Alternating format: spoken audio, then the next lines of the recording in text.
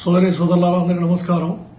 ఈరోజు అంగన్వాడీ ఉద్యమం పైన పోలీసుల దమనకాండ చాలా దారుణంగా ఉంది.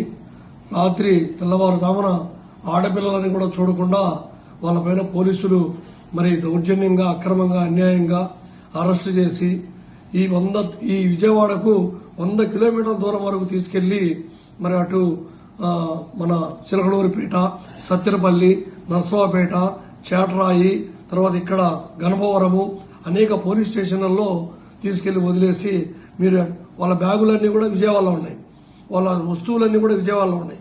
కానీ అంత దూరం తీసుకుపోయి వదిలేసి మీ బుద్ధి పుట్టేట్టు పోండి అంటే చాలా మంది ఆడవాళ్ళ దగ్గర కనీసం వాళ్ళకు ఎటువంటి సౌకర్యాలు లేకుండా, బట్టలు లేకోకుండా ఉండేటువంటి పరిస్థితి అన్యాయంగా మరి ఈ అరెస్టులు జరిగినాయి. దీన్ని ఏఐటీయూసీగా తీవ్రంగా ఖండిస్తున్నాము. ఈ అరెస్టుల నేపథ్యంలో మరి భవిష్యత్తు కార్యాచరణ కూడా రేపు అన్ని ప్రాంతాలలో ఏఐటీయూసీ, ఇతర కార్మిక సంఘాల ఆధ్వర్యంలో, ప్రజా సంఘాల ఆధ్వర్యంలో నిరసన ప్రదర్శనలు, ర్యాలీలు జరపాలని నిర్ణయం చేయడం జరిగింది. ఇప్పుడే కేంద్ర కార్మిక సంఘాలన్నీ కూడా పత్రికా సమావేశం నిర్వహించి ముక్త కంఠంతో అన్ని కూడా ఈ పోలీస్ దుశ్చర్యలను, ప్రభుత్వ దమనకాండను మరి తీవ్రంగా ఖండించడం జరిగింది. దీనికి అనుకూలంగానే మరి 9వ తేదీన చర్చలు పిలుస్తామని చెప్పారు.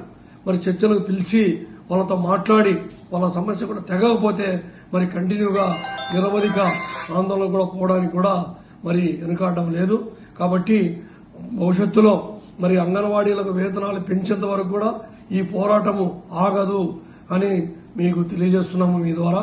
కాబట్టి ప్రజా సంఘాలు, మరి వామపక్షవాదులు, అన్ని రకాల ప్రజాసంత శక్తులన్నీ కూడా ఈ అంగన్వాడీల ఉద్యమానికి మీరు సంపూర్ణ మద్దతు ప్రకటించి ఆడవాళ్ల పక్షాన, మరి టీచర్ల పక్షాన, మరి పనిచేసేటువంటి వాళ్ళ పక్షాన నిలబడి వాళ్ళకు మద్దతు ఇవ్వాలని చెప్పేసి ఏఐటీయూసీ తరఫున మీ అందరికి అప్పీల్ చేస్తున్నాము. ఈరోజు మరి అటువంటి పోరాటాలన్నింటి కూడా మరి బృహత్తరంగా నిర్వహించడానికి ఏఐటీయూసీ మరి ఎప్పుడు కూడా ఎల్లవేళలా సిద్ధంగా ఉందని తెలియజేస్తూ ప్రభుత్వాన్ని మరి వెంటనే మీ వైఖరి మార్చుకొని అంగన్వాడీ టీచర్లకు వేతనాలు పెంచే వరకు ఈ ఉద్యమం కొనసాగుతుందని హెచ్చరిస్తున్నాం.